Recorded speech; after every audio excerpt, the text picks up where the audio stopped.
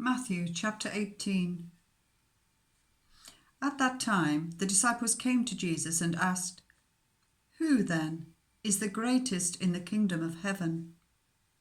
He called a little child whom he placed among them, and he said, "Truly I tell you, unless you change and become like little children, you will never enter the kingdom of heaven. Therefore, whoever takes a humble place, becoming like this child, is the greatest in the kingdom of heaven. And whoever welcomes one such child in my name welcomes me.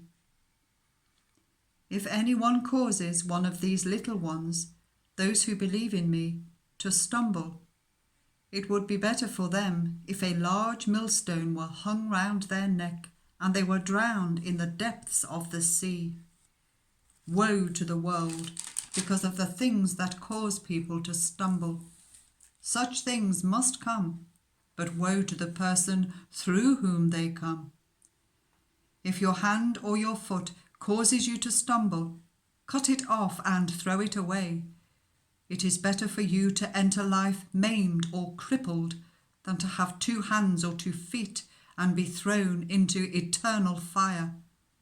And if your eye causes you to stumble, gouge it out and throw it away.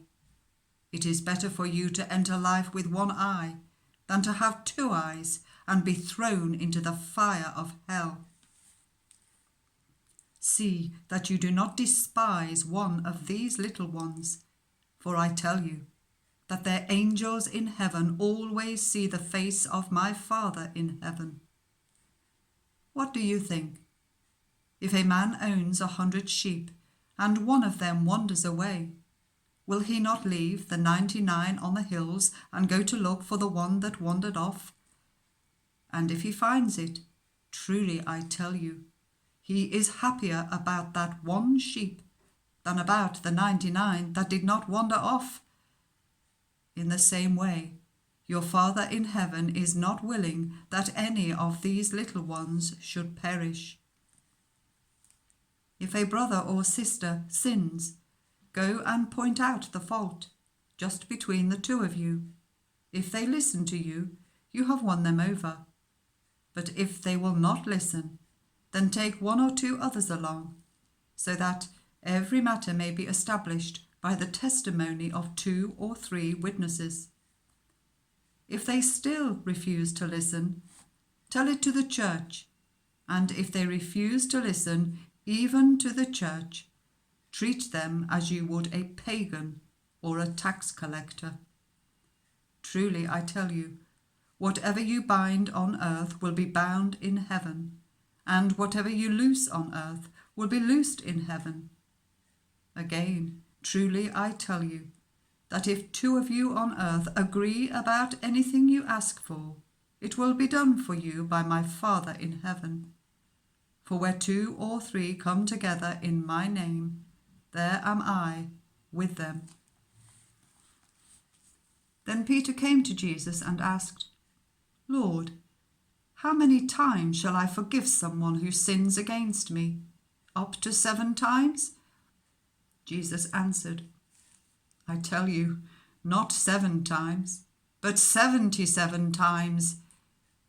Therefore, the kingdom of heaven is like a king who wanted to settle accounts with his servants. As he began the settlement, a man who owed him 10,000 bags of gold was brought to him. Since he was not able to pay, the master ordered that he and his wife and his children and all that he had be sold to repay the debt. The servant fell on his knees before him. "Be patient with me," he begged, "and I will pay back everything." The servant's master took pity on him, cancelled the debt, and let him go. But when that servant went out, he found one of his fellow servants who owed him 100 silver coins. He grabbed him and began to choke him. "Pay back what you owe me," he demanded. His fellow servant fell to his knees and begged him, "Be patient with me, and I will pay you back." But he refused. Instead, he went off and had the man thrown into prison until he could pay the debt. When the other servants saw what had happened, they were greatly distressed and went and told their master everything that had happened. Then the master called the servant in. "You wicked servant," he said, "I cancelled all that debt of yours because you begged me to. Shouldn't you have had mercy on your fellow servant just as I had on you?" In his anger, his master handed him over to the jailers to be tortured until he should pay back all he owed. This is how my heavenly Father will treat each of you unless you forgive a brother or sister from your heart.